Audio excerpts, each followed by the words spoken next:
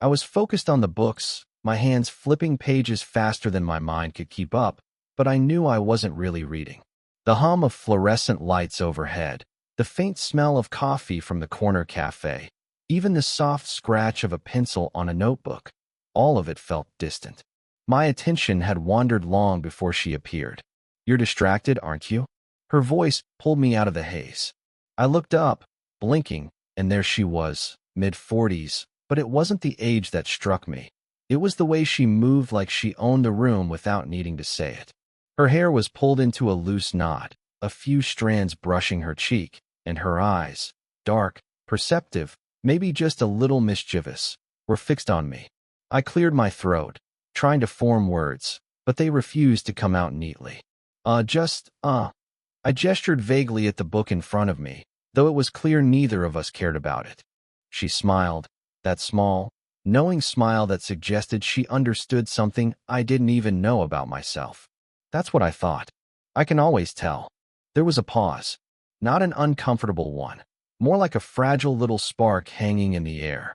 I caught her glance drift to the corner of the bookstore, where sunlight spilled through the dusty windows, illuminating floating motes of dust like tiny golden stars. She tilted her head slightly, watching me with that quiet, almost imperceptible curiosity. And I felt it, the tiny jolt of something unspoken, threading itself between us. I wanted to look away, to hide the strange heat rising in my chest, but my body wouldn't listen. My fingers tightened around the book. I guess I just like the quiet," I said finally, though my voice betrayed me with a tremor. Her laugh was soft, almost a whisper, and she leaned back against the counter, crossing her arms. "Quiet, huh? And yet here you are, thinking about everything but the quiet." Her tone wasn't teasing, exactly. It was something more complex, gentle, curious, probing. A little knot formed in my stomach, the kind that comes when someone sees more of you than you want them to. She didn't smile or frown, didn't lean in or step back. She simply existed there, observing, and I wanted to both run and linger at the same time. Then she did something I'll never forget. She reached over and nudged a cup of coffee closer to me, like it was the most ordinary gesture in the world. "You need this," she said, and somehow, just that, the simplest act of kindness, felt intimate, like a quiet acknowledgement that I existed beyond the margins of her day. I nodded, unable to speak, my throat tight. I watched her return to her stack of books, graceful, composed, leaving me with the lingering sense that nothing had happened. And yet, somehow, everything had. As I sipped the coffee, I caught myself staring at the faint line of her jaw, the curve of her neck disappearing into her blouse. My mind kept returning to the way she had said my name when she didn't need to, the tiny lift of her eyebrows, the warmth of her presence that felt too big for the small space we shared. And I realized, with that sharp little pang, that I wouldn't be able to stop thinking about this moment. Not today, not tomorrow, maybe not ever. I found myself back in that quiet corner of the bookstore the next afternoon, ostensibly to return a book she had recommended. But really, I couldn't stop thinking about the way she moved, the slight crease between her brows when she concentrated, the soft cadence of her voice that made ordinary words feel deliberate. She was behind the counter, reorganizing a stack of journals, sleeves rolled up just enough to reveal pale, elegant wrists. Her hands moved with precision, almost too deliberate, and I noticed the faint tremor in one of her fingers as she lifted a heavier stack. She looked tired, more than she wanted anyone to see, but her posture stayed impeccable. She didn't look up immediately. "Hey," I said softly, trying not to sound as awkward as I felt. Her eyes flicked up, and for a fraction of a second, I thought I'd caught her off guard. But then she straightened, offering a polite, measured smile. "You again," she said, though there was no real surprise in her tone, only that guarded shade of distance I had begun to recognize. I stepped closer, careful not to crowd her. "Need a hand with that?" For a heartbeat, she hesitated. I could feel it in the way her shoulders stiffened, the slight narrowing of her eyes, the way her lips pressed together for just a moment before she nodded. "If you don't mind." As I lifted the first stack, I noticed the faint scent of lavender, the quiet rhythm of her breathing, and the delicate way she adjusted her hair when it slipped. She didn't say much, never much, but I could tell she was aware of my presence, felt the pull of it even as she maintained her composure. "You work a lot," I said casually, though my eyes traced the faint shadows under her eyes, the tension in her shoulders. She looked away, fiddling with a notebook as if to hide the small tremor in her fingers. "I guess I've just got things to do," she murmured, voice soft, almost apologetic. There was something in that pause, a hesitation that made the air feel heavier, that hinted at a vulnerability she rarely let anyone see. I wanted to say something reassuring, but the words felt wrong, clumsy. So instead, I just handed her the stack carefully, letting my fingers brush hers for the briefest instant. Her hand lingered a fraction too long, and then she pulled back, straightening with that practiced poise that hid everything I was desperate to notice. She let out a quiet laugh at something I didn't quite catch, light and almost fleeting, like a wind brushing through autumn leaves. It was the sort of laugh that made the edges of my chest ache, like hearing a song you almost know the words to but never quite remember. We both paused, caught in the stillness, and for a moment it felt like the room had shrunk to just the two of us. I could feel the pull between us, subtle and forbidden, unspoken yet impossible to ignore. Her gaze flicked up, lingering on mine just long enough for me to see a flicker of something unsaid. Maybe curiosity, maybe caution, maybe both.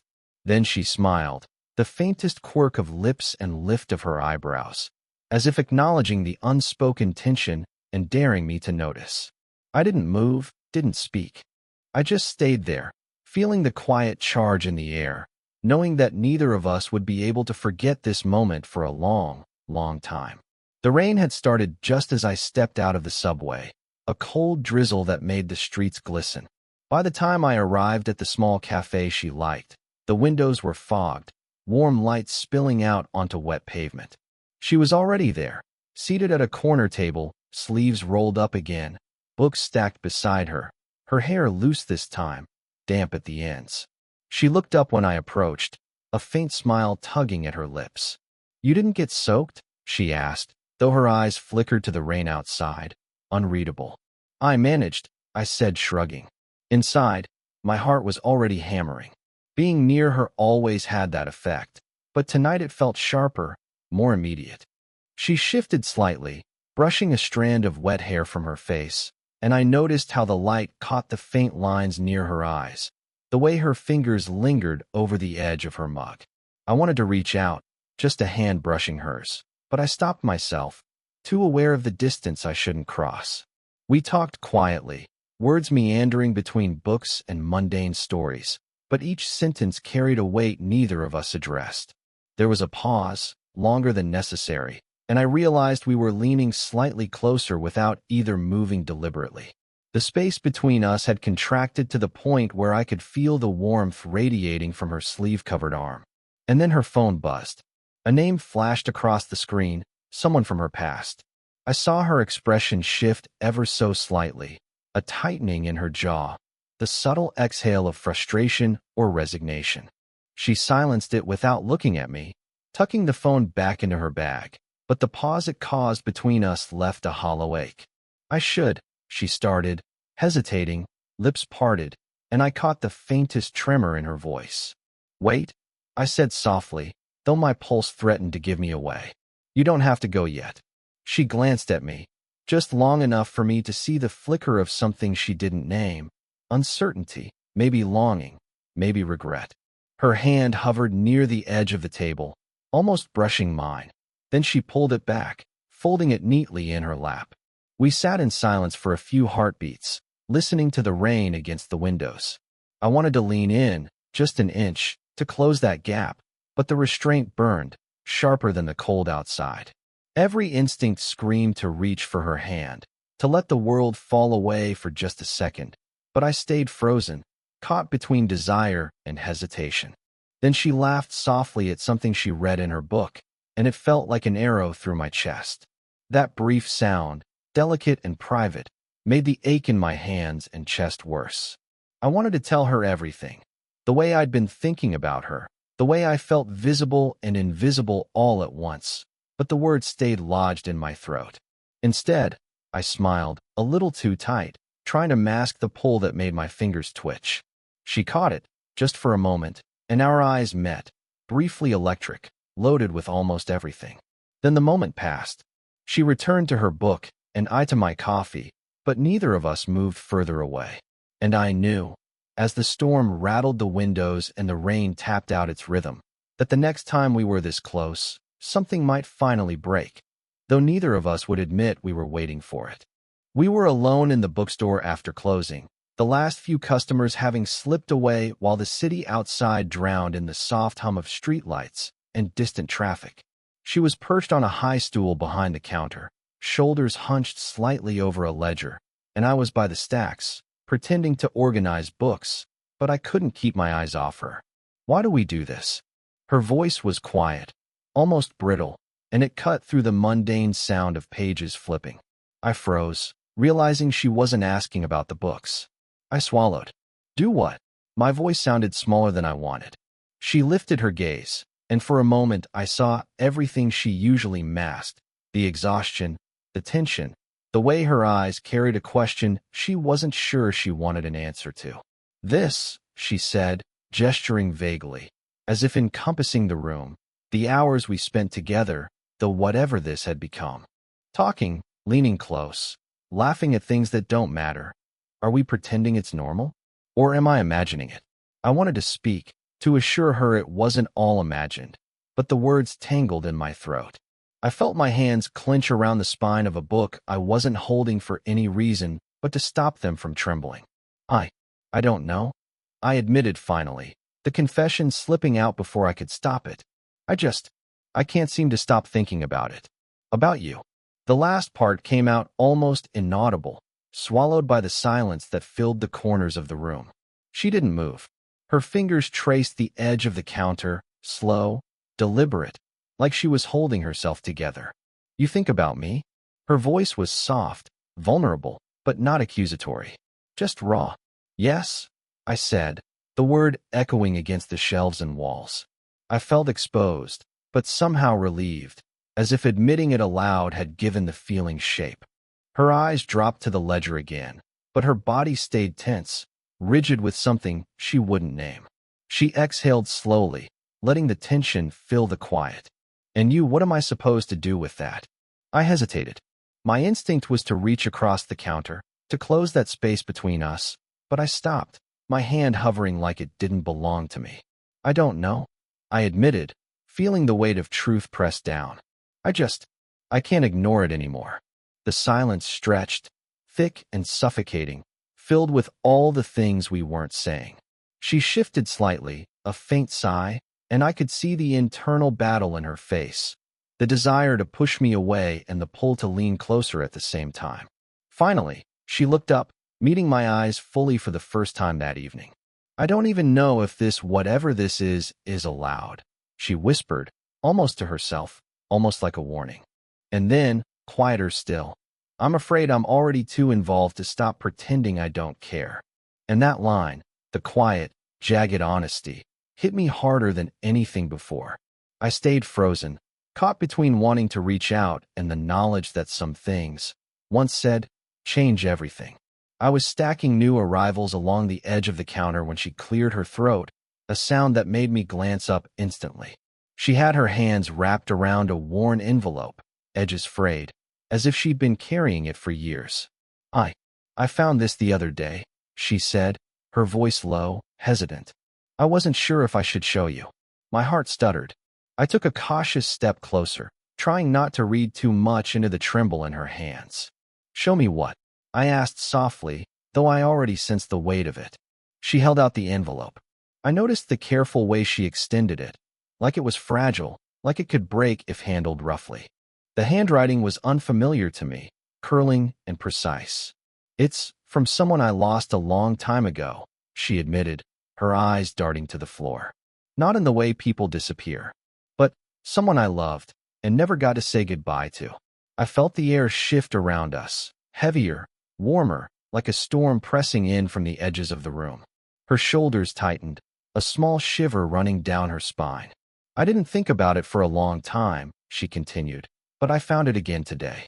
And suddenly, her voice faltered, and I realized she wasn't sure if she could finish the sentence. I understand, I whispered, moving just a fraction closer, careful to stay within the invisible boundaries she'd drawn. I couldn't pretend I knew exactly how she felt, but I felt the gravity of it in her eyes, in the way her fingers trembled on the envelope. She glanced at me, fleetingly, almost afraid I'd see too much. He used to write me these little notes, things I didn't understand until it was too late. I kept every one. I thought I'd be ready to throw them away, but her hands shook, and I noticed a small crease of pain at the corner of her mouth. But I'm not. I didn't reach for her hand. I didn't offer empty words. I just stayed still, letting the quiet between us stretch, full of unspoken acknowledgement. And in that stillness, I realized something about her that I hadn't before.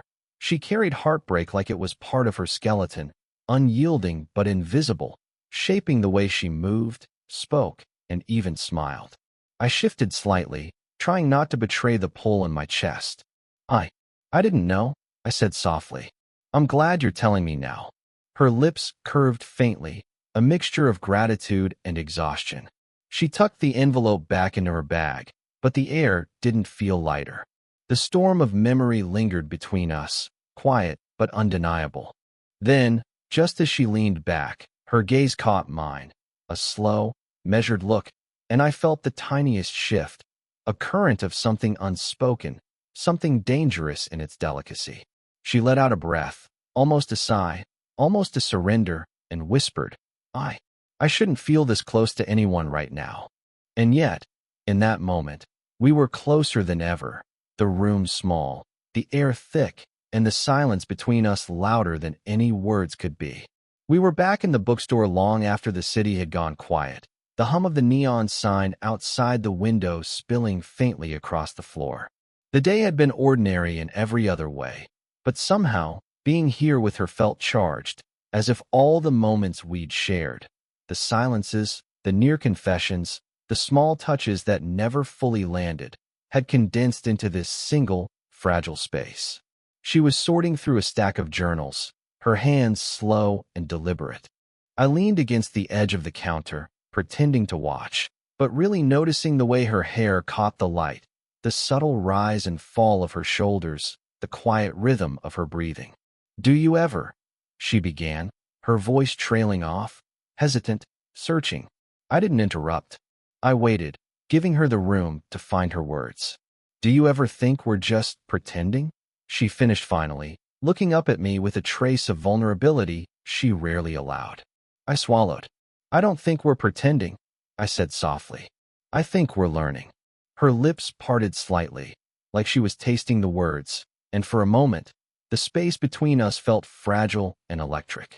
I took a careful step closer, not wanting to break anything by moving too fast. We didn't say more. We didn't need to. There was a quiet understanding in the way our eyes met, a mutual acknowledgement of all the unsaid things, the longing, the hesitation, the mistakes, the near misses. And in that shared silence, everything else faded. The books, the city outside, even time itself. She reached for a journal, then paused, brushing a loose strand of hair from her face.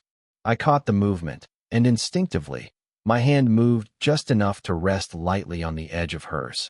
Not a touch meant to demand, just a touch that belonged to the moment. Her fingers lingered against mine for the barest instant before withdrawing, but it was enough. Enough to seal the quiet truth we'd both been circling for months. We stayed like that, side by side, hands near but not fully entwined, breathing in the same small space. No declarations, no promises, just the steady rhythm of shared awareness, the understanding that this, whatever it was ours to hold, fragile and real. Finally, she exhaled, a faint sigh that seemed to release all the tension that had been building between us. I mirrored it without thinking, letting the air between us settle, and in that quiet, ordinary gesture, everything felt resolved. Not perfect, not scripted, just earned and real. She straightened slightly, giving me a small, almost imperceptible nod. I returned it, and as we sat together among the books, in the quiet hum of the closing hours, I knew we'd reached a point where neither needed to speak to understand. The moment held, delicate and inevitable, like a secret folded into the quiet corners of the world. It's been months since that quiet evening in the bookstore, and sometimes I still find myself walking past those shelves, running my fingers along the spines of books, half expecting to see her tucked behind the counter, that faint smile waiting for me. I think about what changed between us, not the dramatic, sweeping kind of change that novels promise, but the small, persistent shifts that settle into your bones. I've learned to notice the pauses, the half-smiles, the things left unsaid, because that's where the truth lives. She, I think, has learned that letting someone in doesn't have to mean losing control. It can just mean being seen. We didn't rush. We didn't announce ourselves to the world or wrap our story in labels. Instead, we allowed the slow, quiet understanding to take root. I learned that love isn't always a declaration. Sometimes it's a presence, steady and persistent, small but unshakable. She taught me that grace isn't the absence of scars. It's carrying them lightly, letting them shape you without defining you. Sometimes I catch myself smiling at nothing in particular and realize it's the echo of her laugh, the warmth of her gaze, or a memory of that simple touch across a counter that meant more than words ever could. I don't need to say her name to feel her here. It's in the rhythms, in the spaces between thoughts, in the gentle pull of something that doesn't have to be loud to matter. Life goes on, of course. Rain comes, books are read, days pass. But the quiet we discovered together, the understanding, the patience, the fragile intimacy, has stayed. It's something I carry with me now, a reminder that connection doesn't have to be explosive to be real, that the smallest gestures can carry the heaviest weight, and that some stories, the ones that matter, are earned slowly, in silence, and held carefully.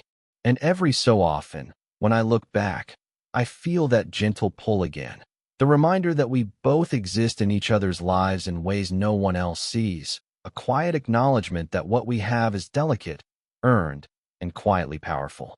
If this story made you feel something, let me know in the comments. Would you want more stories like this?